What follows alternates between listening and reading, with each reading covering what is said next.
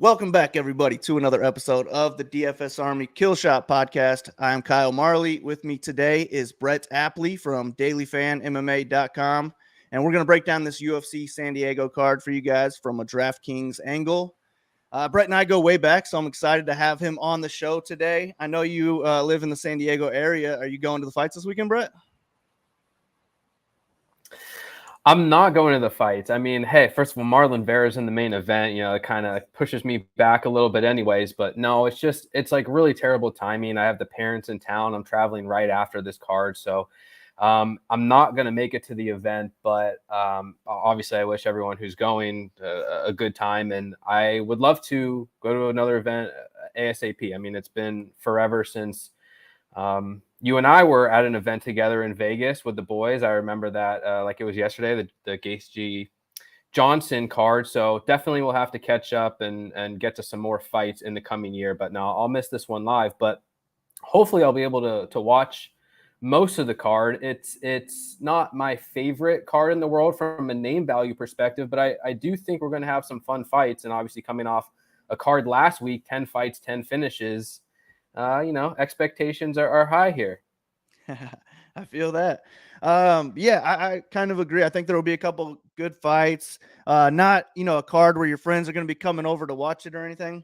But I think that the fights that we were at in Vegas was probably the last card I went to as well. So hopefully we can get out there again, do it again with Joe. I see Joe in the chat. I'm sure he would come out if we end up doing that. So that would be great. All right, let's break down this card. Let's do it. The first fight of the night, we got Youssef Zalal minus 125 against Damon Blackshear plus 105. And I usually like my curtain jerkers, and I'll go, heavy on them in general in GPPs, but this is a week where I don't really care for it too much. Not either side of it. I do think on paper, Blackshear makes more sense because he has finishing potential. He's got good submissions. I thought his striking was pretty good too. Nice hands, really good kicks, I thought. So maybe he could get a knockout. But a finish is what's going to be putting him at a high score. I don't think that if he wins a decision here, he's going to have a chance at 100 plus points. And then the same thing for Zalal. Zalal's never had 100 points in a win. He's not a high volume striker. He can mix in his wrestling, get a couple takedowns throughout the fight, hold on to some top control time, but you're still looking at like 10x, a little bit more than 10x if he gets the win. But how do you see this fight going down, and are you more interested in it than I am on DraftKings? I'm actually not that interested in the preliminary opener this week. I've been calling them the mental health fights of the week, the openers, just because there's nothing worse than going through a full week of research. You got your lineups built Saturday afternoon, the first fight comes on, and then you're just dead in 2 minutes. So I've been getting more exposure to the prelim openers just for fun, partially. But yeah, I really don't see a huge point expectation from either side here, especially the Zalal side. I'm not going to be playing Youssef Zalal. He doesn't throw strikes at a high enough pace, 2.51 landed per minute. He can wrestle a little bit, averages 2.33 takedowns per 15 minutes, but he's not a dynamic finisher. And Blackshear's actually fought some good competition on the regional scene, which he's mostly lost to, but survived Sabatello, Pat Sabatini, Moutinho. He even fought Tony Gravely back in the day. I want to pick Blackshear here because I'm not on Zalal from like a long-term perspective. I just don't think he's a great fighter. I don't really think he's a UFC level talent, and he's not a great finisher or a fantastic round winner. So I want to lean toward the Blackshear side, but I didn't necessarily love what I saw on tape. He seemed more like a grappling dependent fighter to me. And I think he could have success against Zalal. Zalal gives up takedowns, and Blackshear has like 8 submissions on his record. So I think there's more DraftKings upside to Blackshear. He also has a better inside distance line. I'm seeing plus 350 versus plus 415 for Zalal. So if I was to choose a side, it would be Blackshear at 8K. I think he has some grappling expectation in a win.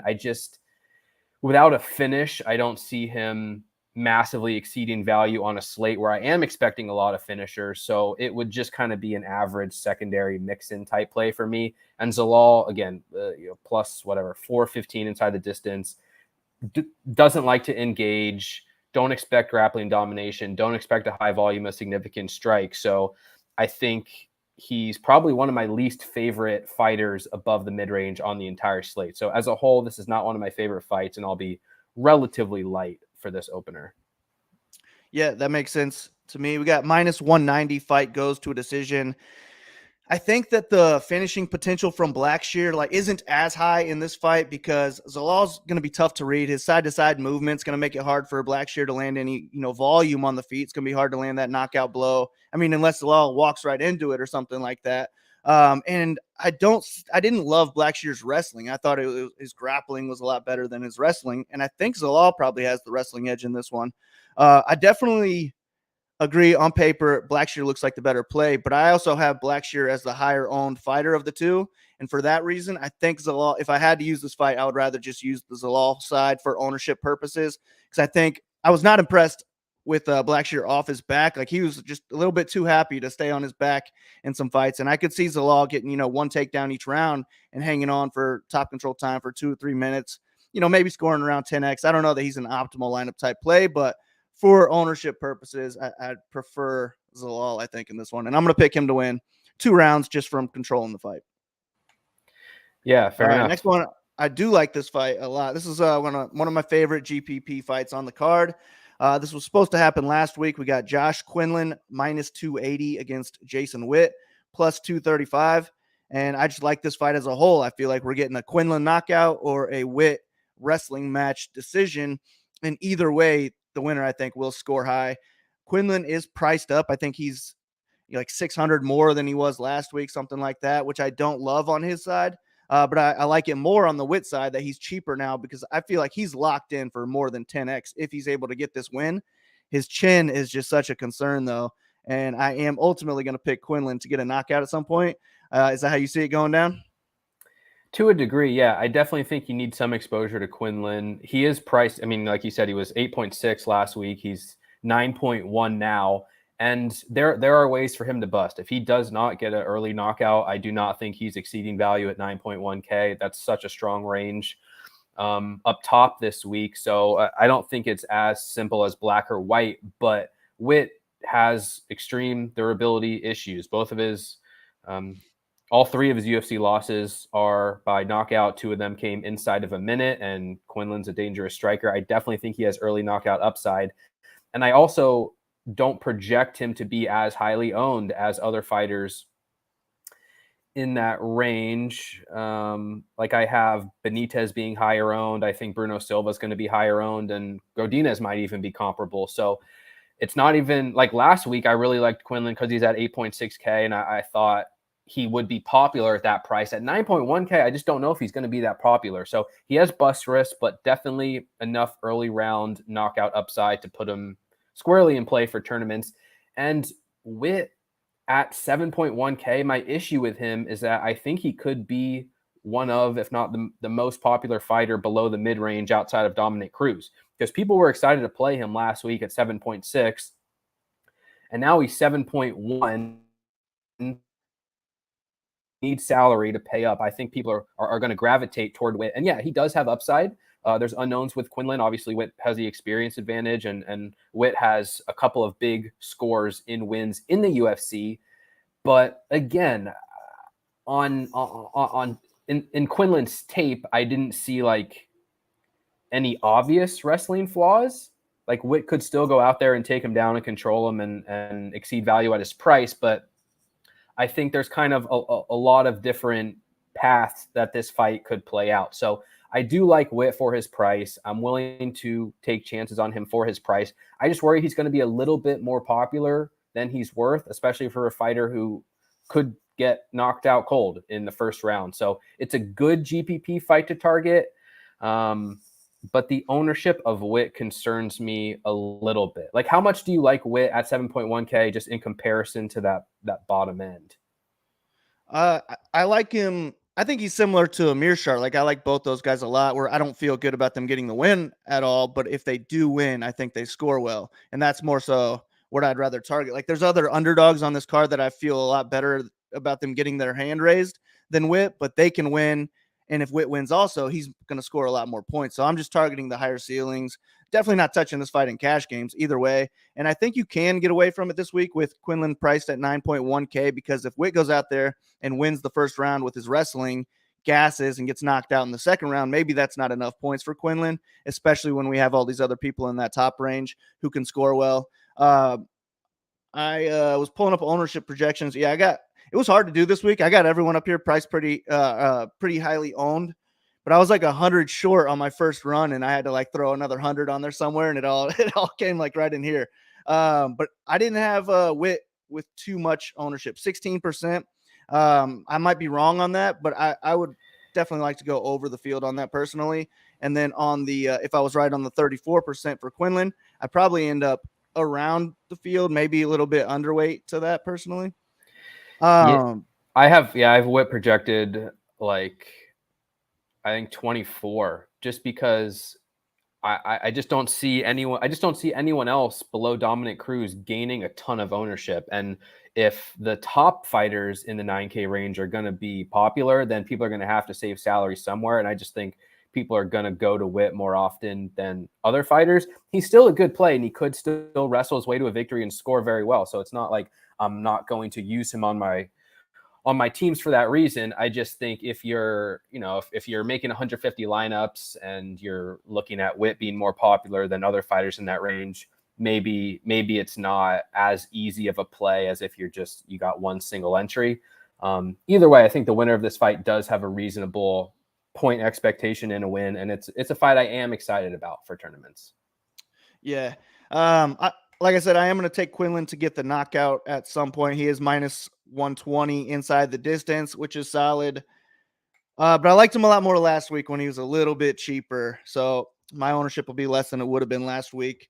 But overall, it's one of my favorite fights on the card to target. And these ownership projections are over at DFS Army. If you guys sign up with promo code Sleeveless, you save 10% every month. We got football right around the corner. So we have all the tools you guys need over there. Optimizer, good coaches, awesome Discord community. So sign up if you haven't yet.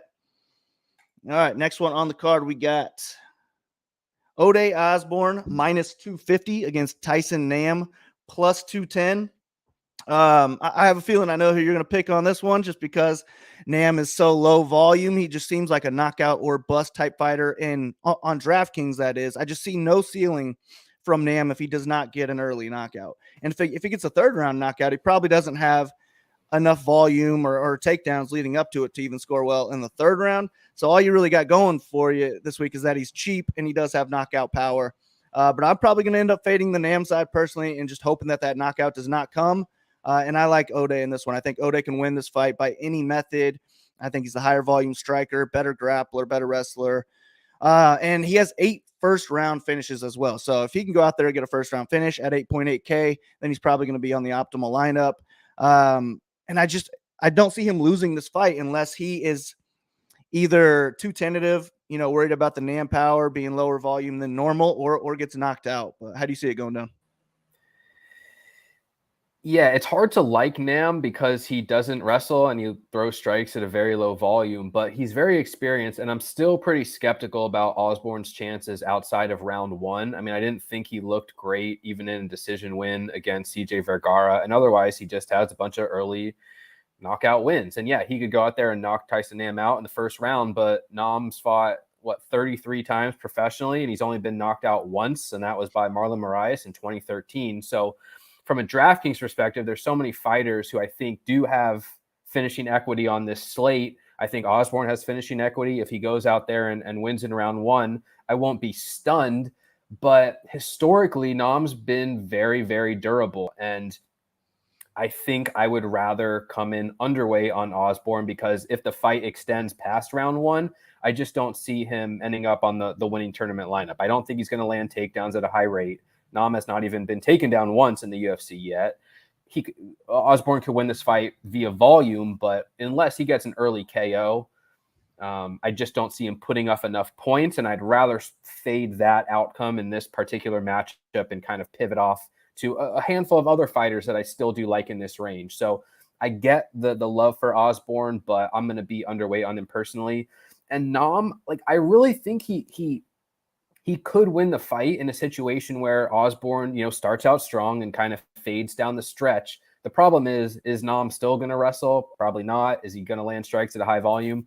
Probably not. So even in a ugly decision win where Osborne fails down the stretch, I'm not sure that scores too well from a DraftKings perspective. So that's why I'm not super excited with Nam either. I mean, he's going to be very low owned, but yeah, I don't know if he has a much knockout equity either. So quite honestly, this is not a fight that I will have too much exposure to personally. I do think there's knockout upside, but there are a handful of other fights and fighters that I prefer on both sides for upside purposes. Yeah, I would agree with that. I do want Osborne exposure, but I like the whole top range so much that I probably end up underweight to Osborne. And then I'm not going to have any NAM in my hand built lineups. I don't know. I might have like 10 or less hand built lineups. But if I make 150 lineups this week, maybe I'll limit him to like 10% max, something like that. But ideally, I just fade him and hope he doesn't get a first or second round knockout, to be honest. All right, next one, I do think we get a knockout. We got Gabriel Benitez minus 330 against Charlie Ontiveros, plus 275. We got minus 500. Fight doesn't go to a decision. Ontiveros has 8 losses. All 8 are by knockout. I'm going to pick this to be his 9th time getting knocked out. How about you? Well, what are the chances that you think Benitez wrestles here? Because I think Ontiveros is like one of his biggest weaknesses is his wrestling defense. And we just saw Steve Garcia take him down and, beat him up badly on the mat for a TKO stoppage. And I think if Benitez does wrestle, that's obviously another path to victory. That's a huge upside from a DraftKings perspective. The safest path to a finish, but Benitez doesn't wrestle historically. So I'm really interested to see what his game plan is. If he just wants to strike on the outside, that's fine. He's a dangerous kicker. He's going to attack the legs of Ontiveros. He can still win by KO anyways, but I do think the early moments of this fight will be pretty sketchy because Ontiveros is big and Benitez is moving up a weight class. And Benitez was dropped by Billy Quarantillo and he was knocked out by David Onama. So I think this fight is a very good chance to end inside the distance. I really like Gabriel Benitez on the whole.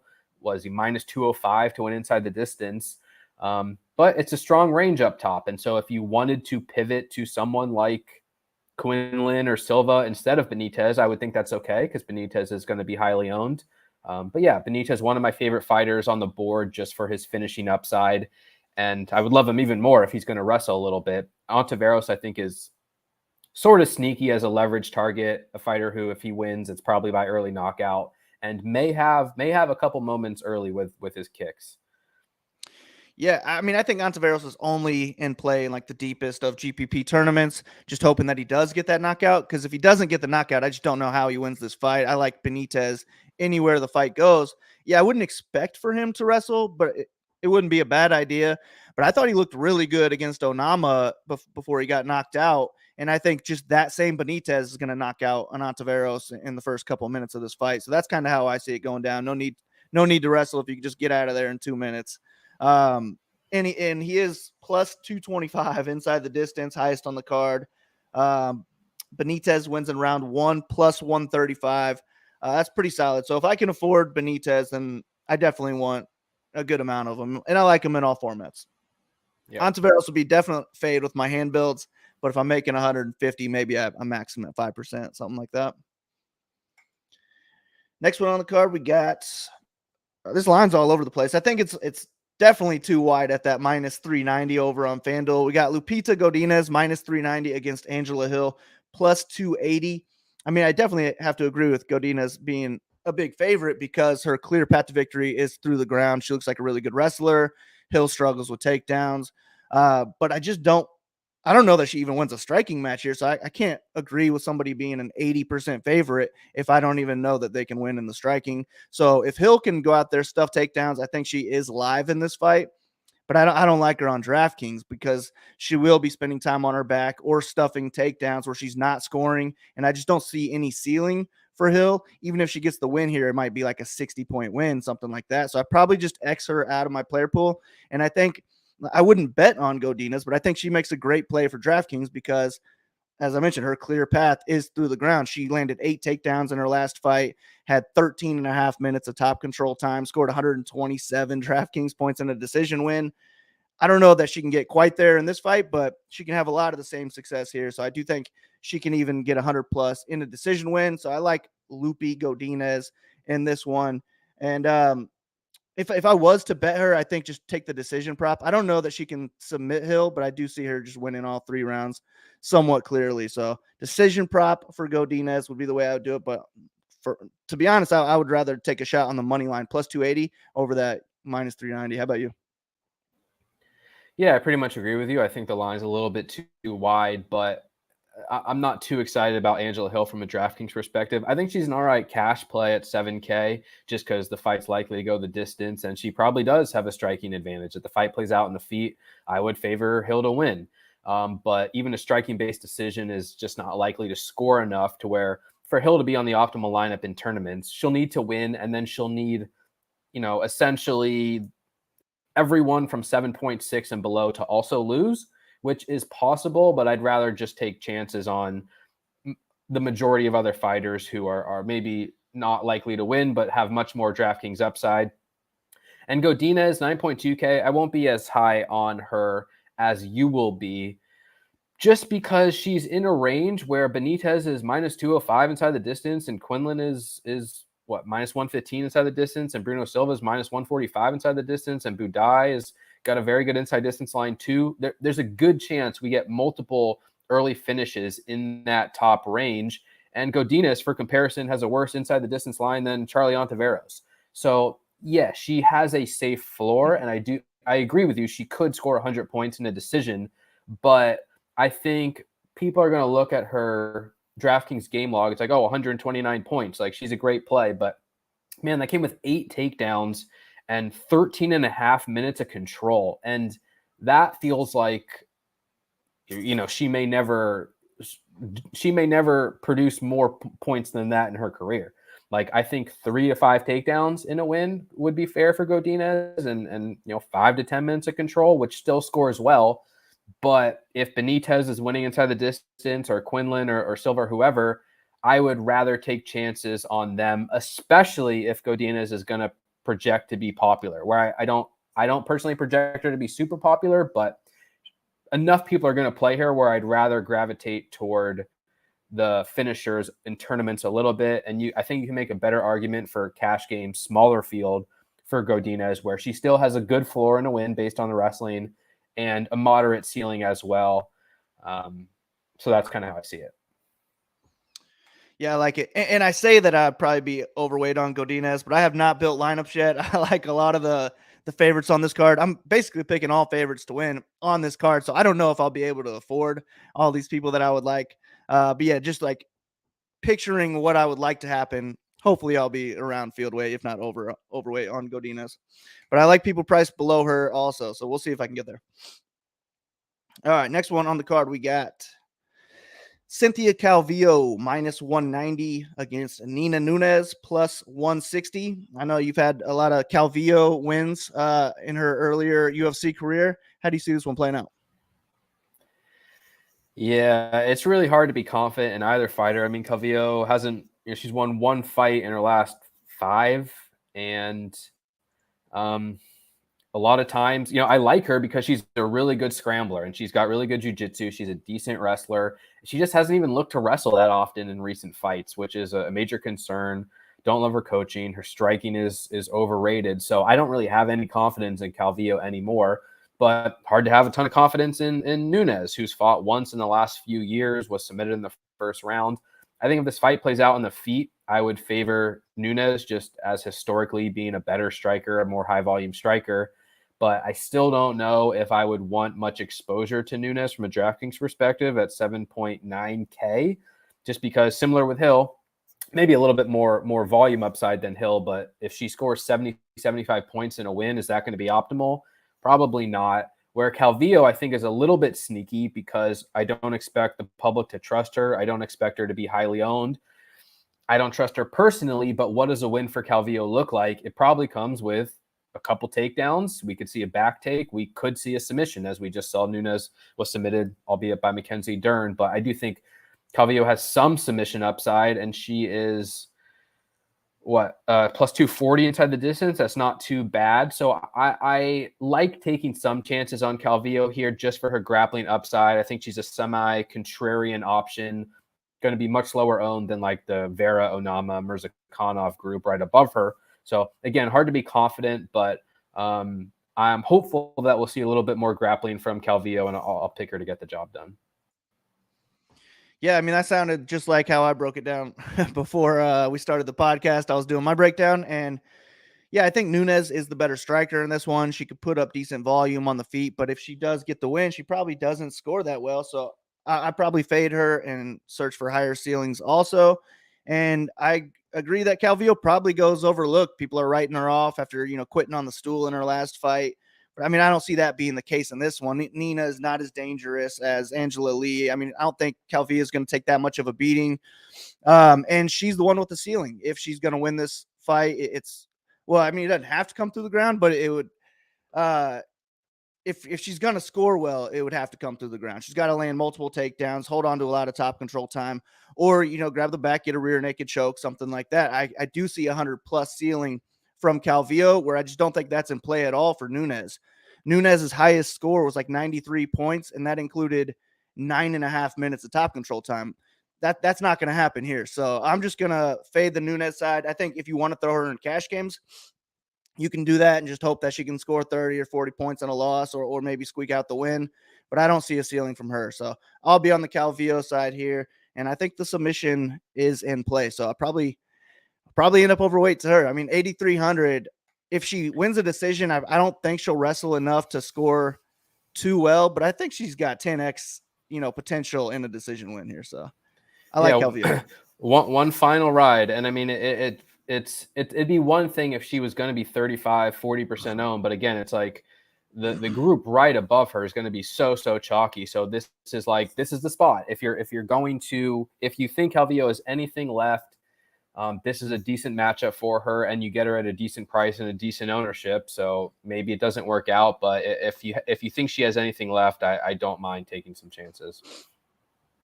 Agreed. All right, next one on the card, we got heavyweights. Martin Buday, -280 against Lucas Bresky, I believe, plus 235. Man, I don't know what to think about this fight. I think they're both in play because they're heavyweights. It could only take one shot from either guy to end up on the optimal lineup. But if this fight goes to a decision, I don't know that either guy has 100+ potential. And I would definitely prefer the Buday side over the course of 3 rounds. I think the first round could be close because this Bresky guy looks like he's got, quicker hands, decent hands in the first round, but this guy gasses after just a couple minutes. And I feel like Buday can really put it on him late. And even if he gets a late finish in this one, I think it could be enough action from against a gassed fighter that he could still score well. But I would definitely worry about his points in a decision win. I would much rather target people around him if that was going to be the case. And then if this Bresky guy doesn't get the knockout, I just don't see him getting the win. So I'm not too interested in him either. I'll probably fade him with my hand builds, get some exposure to him with, my MME lineups. But GPP only for both sides for me. But I just think after that first round, Buday should start to take over, and I like him to win rounds 2 and 3 if he doesn't get the first round also. But I think I picked him to get like a 3rd round TKO, something like that, against a gassed fighter. How do you see it going down?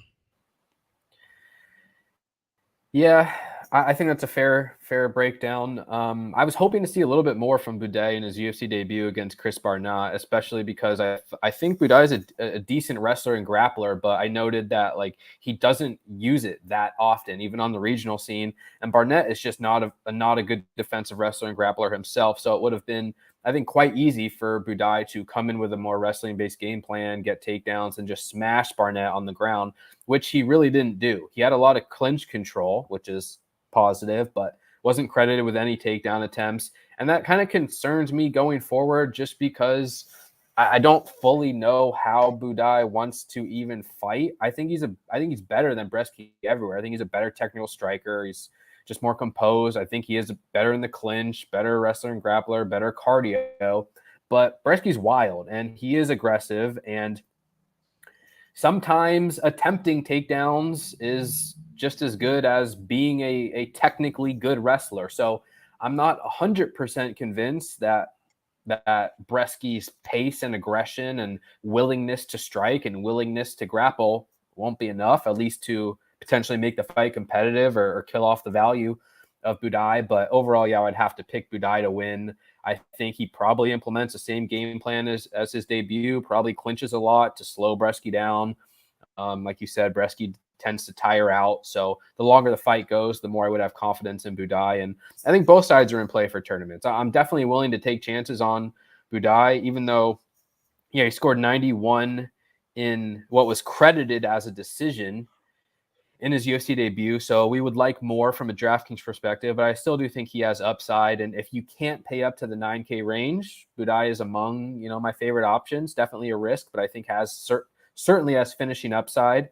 He's, let's see, plus 110 inside the distance, which is a good number. And Bresky's kind of just, if you have 1, 2, 3, 5 lineups, you're probably not going to have much exposure to Bresky down there at 7.3K, but you're maxing out large field tournaments. I do think he has finishing upside in what could be a high variance fight. I mean, Budaj was kind of trading sloppily with Barnett in the early minutes there. And, maybe Bresky truly is just dependent on an early knockout to win, but it's heavyweight and these types of outcomes can occur over a large sample. So I don't mind a few shares of Bresky, but Budaj will be the primary target for me. And I think if Budaj, this is another prove it fight for Budaj. Budaj should be levels ahead of Bresky on the whole. And I would like to see him put together a good performance and get a finish against Bresky, who's,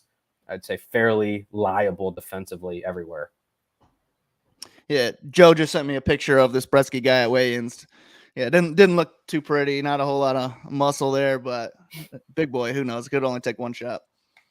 All right, next one on the card. We got another fight that was supposed to happen last week. Ariane Lipski, minus 190 against Priscilla Cachoeira, plus 160. I was actually going to be overweight on the Lipski side last week. Now she's a little bit more expensive this week. The fight's taking place 10 pounds heavier, which I would have thought that would favor the Cachoeira side, but Lipski's the one who missed weight, so I don't really know on that one. But I just think Lipski's such a better striker in this one. I think she's a more dangerous grappler. So I definitely favor her, but I think Cachoeira, I like her aggression. I like her power on the feet. She could go out there, get a knockout, score really high that way. And if she wins a decision, I think she's probably in line for 10X or more. So I don't hate the Cachoeira side, but I think that aggression from Cachoeira will also help out Lipski. I think her volume will be higher than normal. I had her at like over 62.5 strikes last week on Underdog, and this week they upped it to 66.5. I still took the over, so I like more than 66.5 strikes from the Lipski side, just because Cachoeira is going to be there to be hit. I just like every part of the striking more from Lipski aside from power, but I think that her shots could add up, possibly end up getting a TKO herself. She could get a submission on the ground. She's had 9+ minutes of top control time before, could score okay in a decision. So I'm just going to stick to my guns on this one, stay on the Lipski side, and I probably end up overweight to the field just because I don't see her getting much ownership, where Cachoeira will probably be, right in line with most of the other underdogs, and I don't want to go too much overweight to her. I might be underweight to Cachoeira. How do you see it going down? Yeah, well, I have Lipski projected as the lowest owned favorite on the slate, I'm pretty sure. Around also.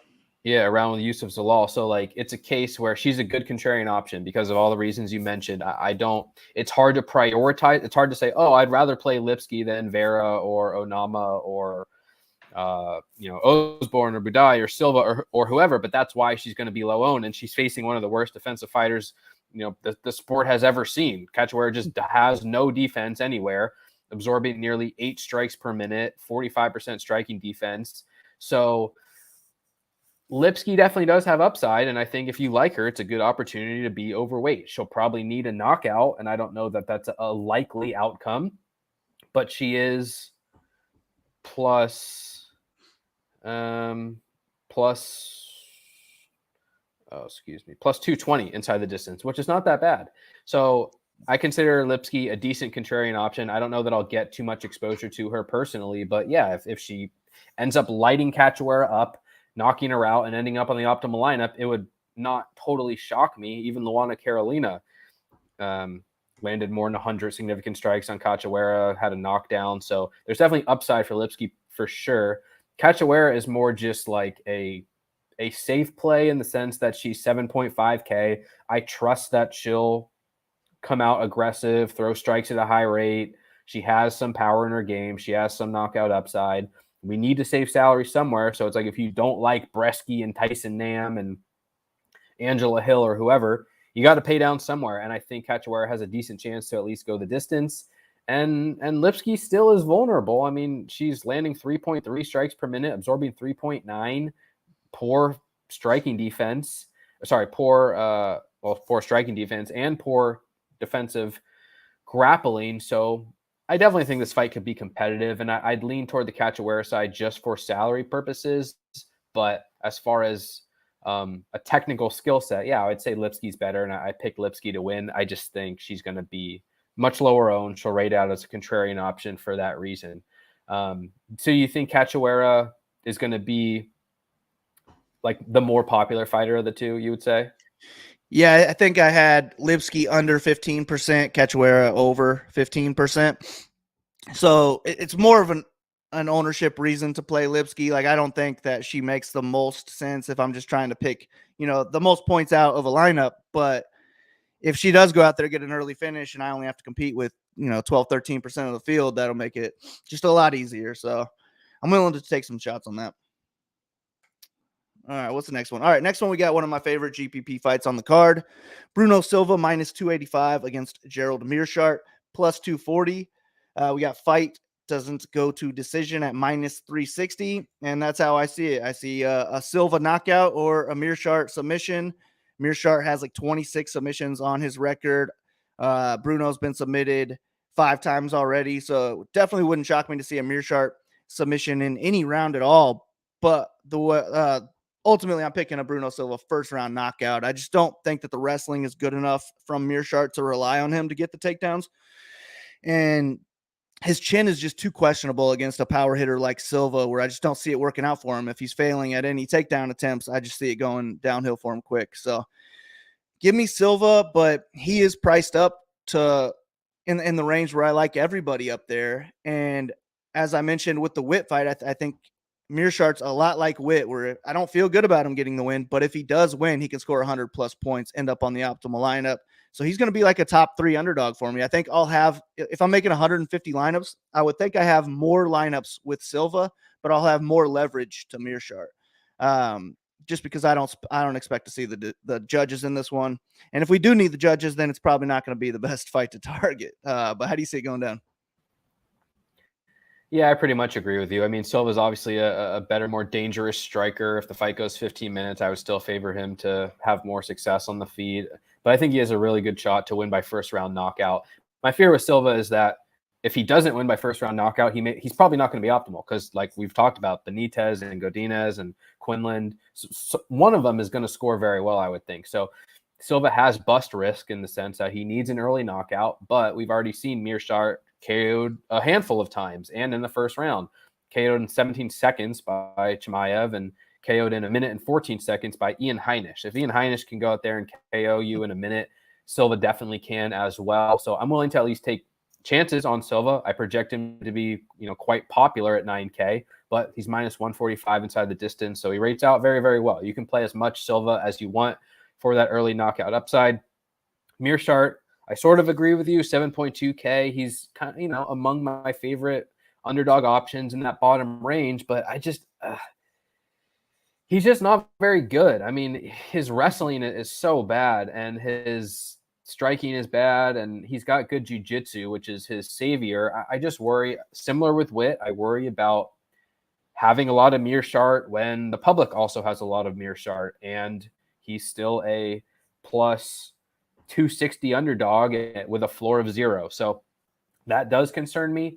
But like Bruno Silva doesn't have the greatest takedown defense, and it might only take one reversal or takedown or trip from Mearshart for him to get in an advantageous position and threaten with a submission. So I think Mearshart definitely has grappling upside at 7.2K. I think he has finishing upside at 7.2K. And I'm willing to take chances on Mearshart in large field tournaments for that finishing upside. But I think both sides will be fairly popular here. Yeah, I would agree. We got Silva plus 130 to win in round 1. And if he gets that done, I have a hard time seeing him not make the optimal lineup. So this is a fight I probably want in like 3/4 of my total GPP lineups, to be honest with you. All right, next one on the card, we got Azamat Murzakanov minus 145 against Devin Clark plus 125. And spoiler alert, this is the only underdog on the entire card that I picked, and I definitely don't feel good about it. But the thing I was most impressed about on the Murzakanov side, it was just his power. And he looks similar to Nam, on DraftKings. If he doesn't get a knockout, he's probably not going to score well. I think he has more wrestling upside than a guy like Nam, but I don't think he is a guy who can go out there and chain wrestle and rack up 5+ takedowns. And especially against a wrestler in Devin Clark, I actually favor Clark's wrestling between the two. And then Murzakanov was just so low volume on the feet that he's not going to – he got a third-round knockout in his last fight, scored 72 points. That's not going to cut it either at 8,400.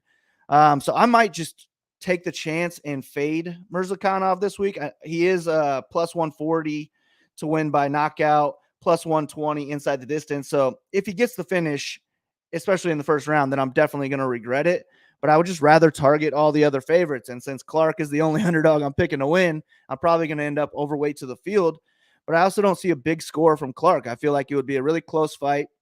Striking wise, either guy could hold the other against the cage. I think Clark can maybe get 2 or 3 takedowns throughout the fight, and that could help his score.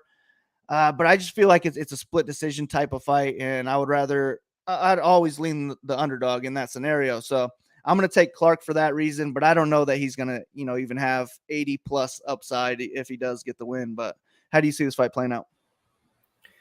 Yeah, I mostly agree with you. I mean, this is one of the only fights that I went, back and forth on as to who to pick, and I definitely think Devin Clark is a live underdog here. Murzakanov did not look good in his UFC debut. Clark could easily survive the first round, clinch Murzakanov, produce the same or more striking output. Maybe he can mix in the takedown and win over 15 minutes. That's kind of his path to victory. And for 7.8K, yeah, it's hard not to have exposure to him because there's just not many other fighters below the mid-range that I'm excited about. And I'm not that excited about Clark either. It's not like he has tremendous upside, and he's plus 400 inside the distance. So again, does 85 points end up optimal at 7.8K? I'm not so sure, but I'm at least willing to take some chances here because Murzakanov looked pretty vulnerable, I thought, in his UFC debut. However, Murzakanov still does rate out as a good tournament option at 8.4K, especially if people are not going to play him. And I can tell you that the really sharp players are just going to look at his inside the distance line, plus 115 inside the distance. And if he's 20 to 25% owned, they're going to come in overweight in large field tournaments. So that is one option. And obviously, we've seen Clark hurt a number of times in his UFC career. We've seen him knocked out on more than one occasion. And if I'm playing 20, 50 plus lineups, I definitely want some exposure to Murzakanov because he throws very hard. He has speed in his hands, and he can wrestle a little bit. And Clark is a decent offensive wrestler, but he defends takedowns at 53%. So Murzakanov has path to victory. He has a path to an early knockout, and I think he makes for a fine boomer bust tournament option at 8.4K. But I can also, very much understand your line of thinking just being like, I would rather play Onama, I'd rather play Vera, Calvillo, whoever else, and therefore I just don't have room for Murzakanov, in which case I'll lean more toward the salary in what could be a competitive fight in Clark. So I think a hard one to be confident in, could be sloppy, but yeah, I think for me personally, I'll probably come in, I'd say near the field on Murzakanov and near or even over on Clark, depending on where he's projected. Yeah, I mean, I don't hate that at all. And I do think Mirzakhanov could be a sharp play. I mean, I like those other people priced around him more, but everybody will. They'll be higher owned. So for ownership purposes, I think that's a fine play. But since he's the only favorite I'm picking to lose, I have to, kind of not, I don't have to fade him, but I'm definitely going to be lower than the field. And I thought that it was interesting on DraftKings money line decision only, meaning it's only graded if the fight goes to a decision. A finish from either side is a push.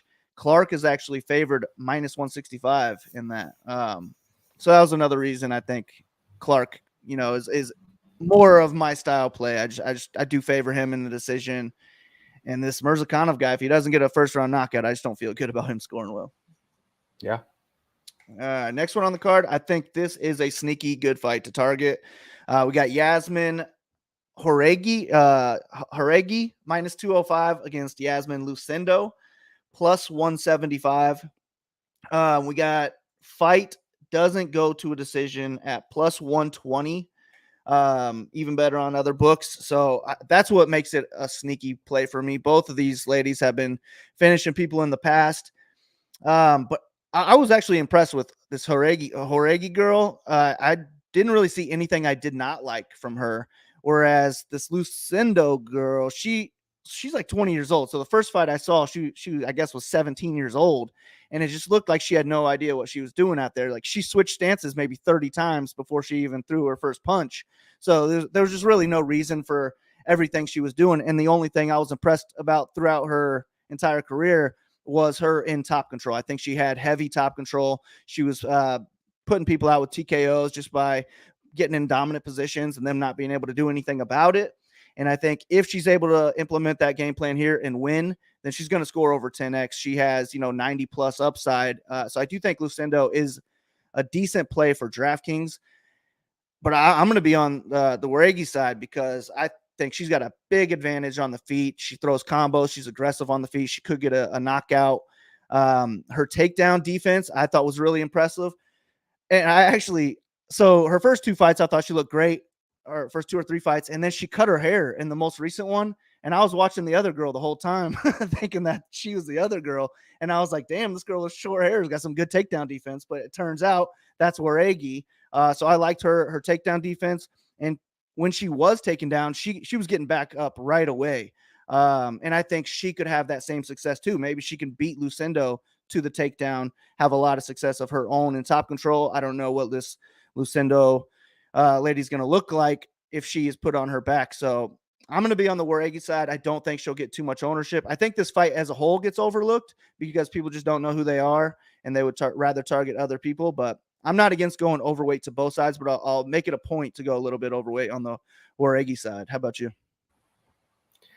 Yeah, I pretty much agree with you across the board. I mean, I've been debating betting Jauregui all week. It's just minus 200 plus for a debutante. It's a little bit tough. The one thing that I didn't love, or not that I didn't love, it's just I'm not 100% sure she can stop the takedowns from Lucindo. And it's a case where like we had Hamdi fighting Dante Almeza a couple weeks ago, and he was fighting total scrubs on the regional scene and smashing them. And that kind of led people to believe like he sucked when it's actually, no, he was just good in smashing regional competition. And it's similar in a sense with Lucindo where she's just been fighting horrible competition. She's like, there's no resistance coming her way. And that is a red flag. And it kind of makes me think, well, she's not as good as she looks as a wrestler and grappler, but her offensive technique looked all right to the point where I do think Lucindo could land takedowns. And then I'm just not totally sure how it would play out from there. But from the Jauregui side, I think she's a really interesting prospect. I think she looked like a very solid striker. I also loved her get-up ability on the mat. So even if she does get taken down, I'm fairly confident that she'll do the right thing, scramble back up to her feet. And that's why I've been considering betting her anyways, because I think she's going to be able to neutralize Lucindo on the mat. From a DraftKings perspective, I guess the problem is she's probably not going to wrestle much, Jauregui. So she would probably need a knockout to have any shot at the optimal lineup. And that's where it's like, how much do I want to invest in that outcome? But I don't think she's going to be very popular. And I do think it's a possibility that this is just a binary fight in the sense that either Lucindo gets her down and can win, or can't get her down and just gets beaten up. And if that's the case, both sides have a ton of upside here. And I think a knockout for Yarigui is in play. So I've been potentially looking to be overweight on her as well. She's plus 215 inside the distance, which is really not that bad. And I guess another issue is just that the strength of this range is so good that even if she scores well, I mean, again, Vera, Onama, Lipsky, Osborne, Boudet, Silva, Quinlan, like, it's going to be tough for her to stand out among all these fighters.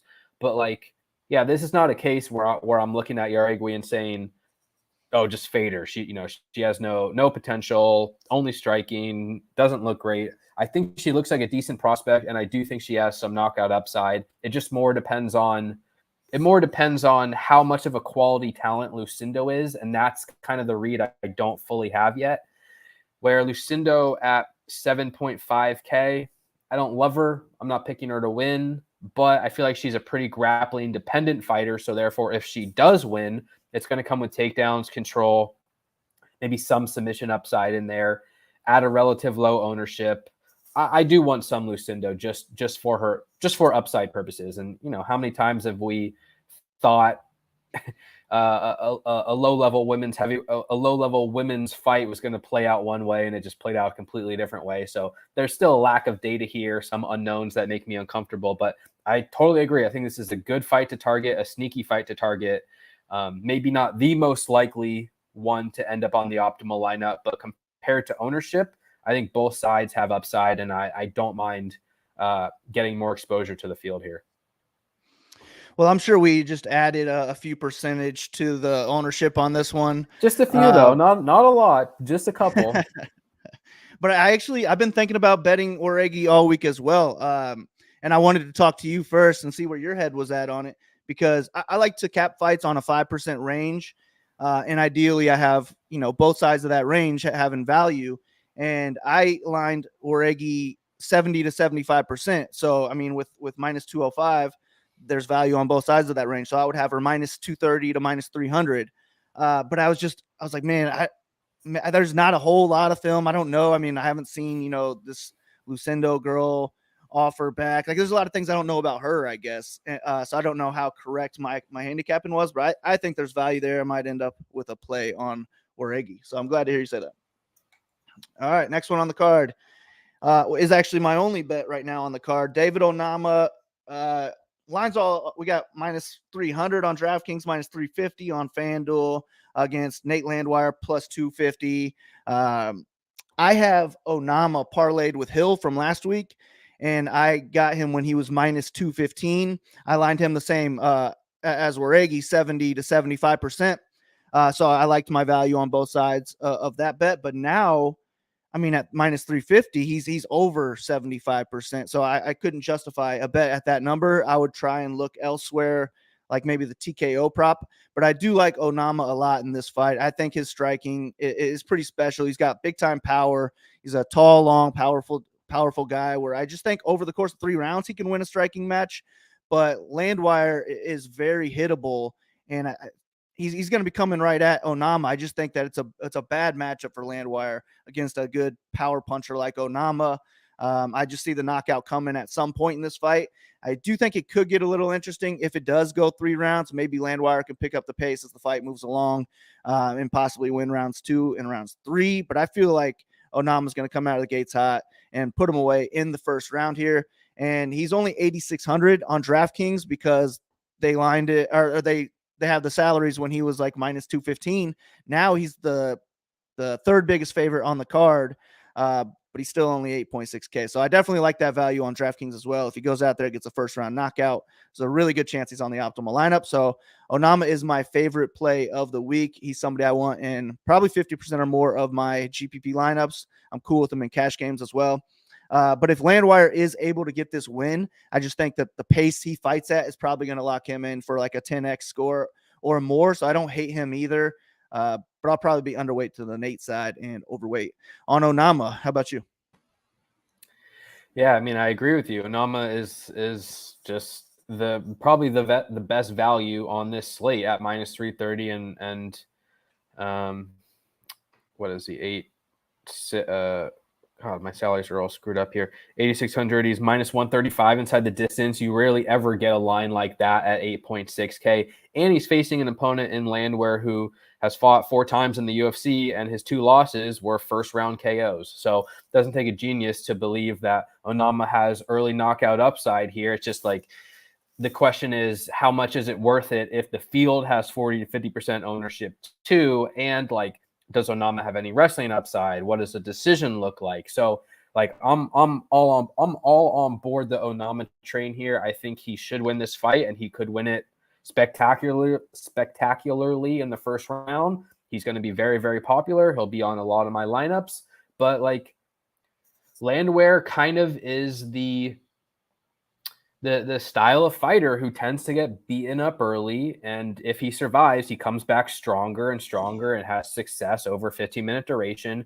which is why I wouldn't completely rule him out either. And Onama, in a short UFC career, has been hit a lot, absorbing nearly 6 strikes per minute, 50% takedown defense. I don't think Landwehr easily wins minutes here, but if Landwehr doesn't get knocked out in round 1 and he's still there in round 2 and he's still there in round 3, we look back in hindsight, I wouldn't be shocked if this was just a competitive fight.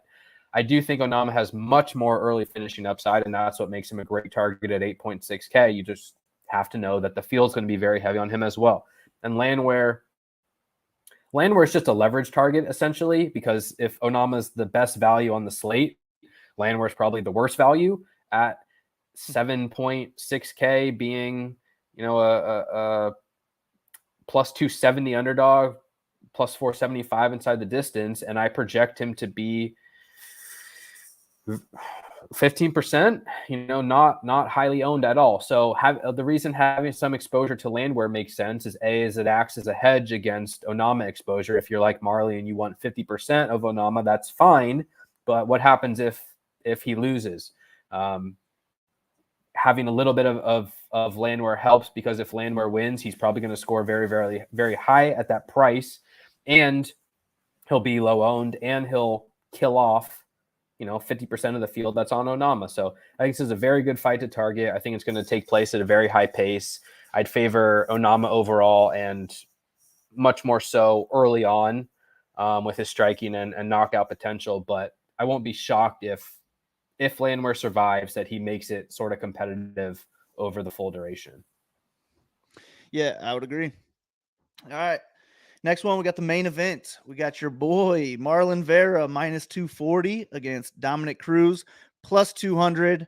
With 5 rounds to work with, this is going to be the best fight to target on the slate. But I also have the field having 90% of this fight. And I think we can get away from it in hopes that Marlon Vera wins a decision. In his last fight, he scored 129 points in the decision win, but that included 3 knockdowns. So if you take those away, he's at 99 points.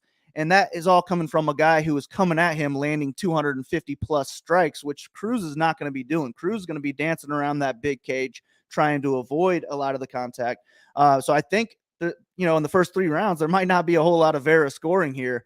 But I do love championship round Marlon Vera. I thought he looked amazing in 4 and 5 in that last fight. This guy just picks up the pace as the fight moves along. And I do favor him to win the championship rounds in this one. But I feel like I would pick Cruz if this was a 3-round fight. I feel like rounds 1 and rounds 2 are Cruz. Round 3 could be a toss-up, but I like Vera in rounds 4 and 5. Ultimately, I'm taking Vera to get a 4th or 5th round knockout in this one. But it could be really close if this one goes to the cards. I think Dominic Cruz wins by split or majority decision at plus 1,100 is worth a look on the betting line. But at the same time, if Cruz gets a win at all, he's on the optimal lineup. Like, he's going to score enough. He's locked in for more than 10x here, but he's probably going to score, closer to 85, 90 or more points. So I might prefer Cruz, I guess. If I had to put one of these guys in my lineups, maybe I would just take the underdog shot on Cruz, because I'm not picking many underdogs on the card. And with Vera, I mean, he's priced at a nice price point at like 8.4, I believe. No, 8.6. I don't have my DraftKings open, 8.5. but 8.5. There's a good chance he gets 10x or more there. But if this goes late, man, I don't know that that's locked in where he is getting 10x if he gets the win. So with the 90% of the field being on this fight, I don't hate going a little bit underweight to both sides.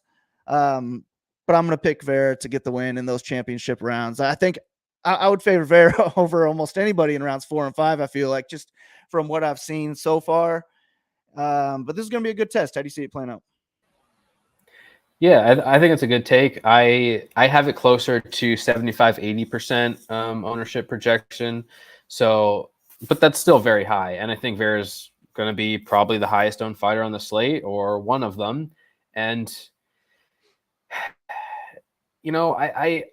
I've never been huge on Marlon Vera, and I'm still not huge on him, but like, I definitely think he has knockout upside here. Dominic Cruz has been knocked down 2, 3, 4 times in his last 4 fights, and Vera is extremely durable and has great cardio, and over 25 minutes, it seems like a decent possibility that Vera could hurt Cruz and finish him, or maybe earn more knockdowns and win by decision. So I'm not counting Vera out at 8.5. I mean, obviously he's going to be very popular. I think he's a very decent tournament target. He has a safe floor over 25 minutes, and he has 100, 120 point upside if things shake out properly.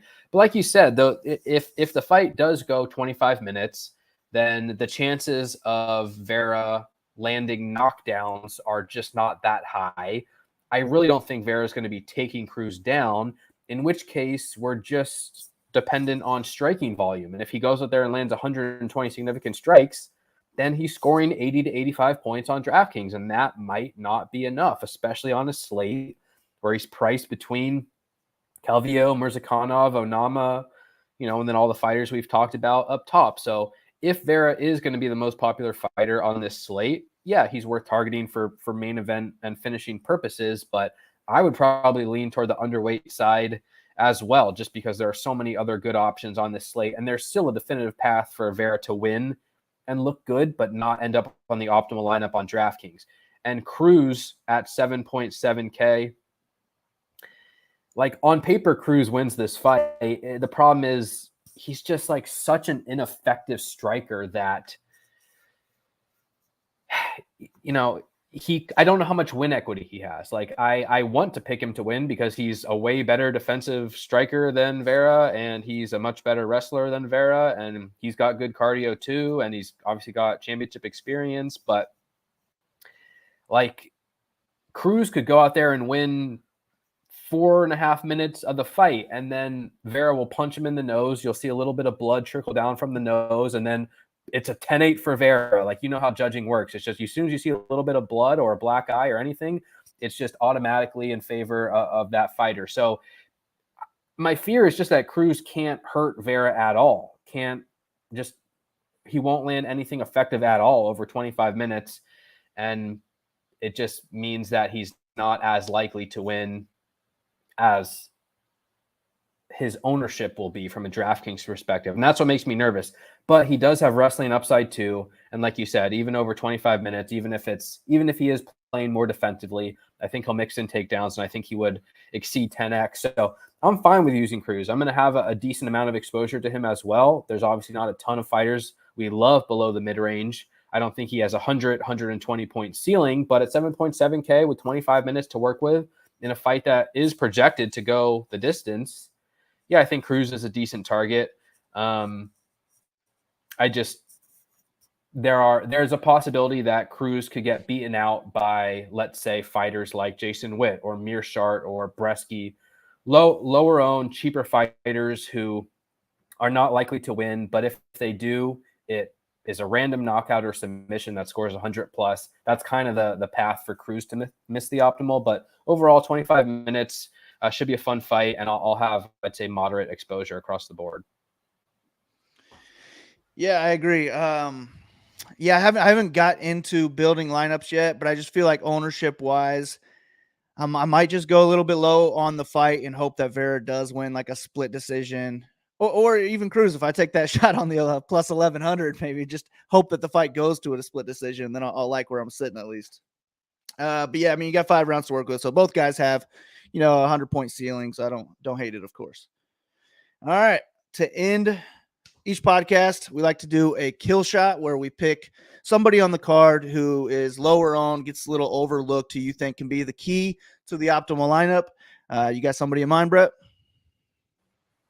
Yeah, it's funny because you mentioned that before we got on the air, and I was like, all right, I already got my person, and it was going to be Jaregui there at 8.7K, just for the reasons we talked about. It's not that she's the most likely fighter to be optimal, but I think she's going to be relatively low owned in a fight where she could have a distinct advantage on the feet.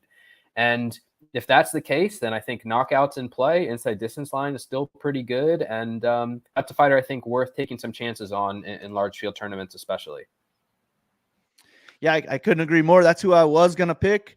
I actually thought you were going to go with Cynthia Calvillo, so I'll go ahead and take Calvillo in this one. I think she's live for a first or second round submission here. Could score 90 plus, 100 points even, and end up on the optimal lineup at low ownership. But either way, we both picking girl fighters. They usually go overlooked in general, so maybe throw both of them on your lineup. Get a little double kill shot in there. But thank you, Brett, for coming on the show. I think it was a good one. I always enjoy talking fights with you. If there's anything you want to promote, the floor is yours. Yeah, man. Always love doing podcasts with you, and hopefully we can do some again soon. Yeah, you guys can follow me on Twitter, Brett Apley, ~T_P. DailyFanMMA.com. We got DraftKings breakdowns, podcasts, ownerships, projections, all that good stuff. So if you want any extra content, feel free to check us out there, DailyFanMMA.com. But thanks for having me on, man. It was a good time, and good luck this week. Yeah, man, you as well. Good luck to everybody listening as well. If we're not at the top of the leaderboard, then hopefully we will see you guys there. All right, see you next time.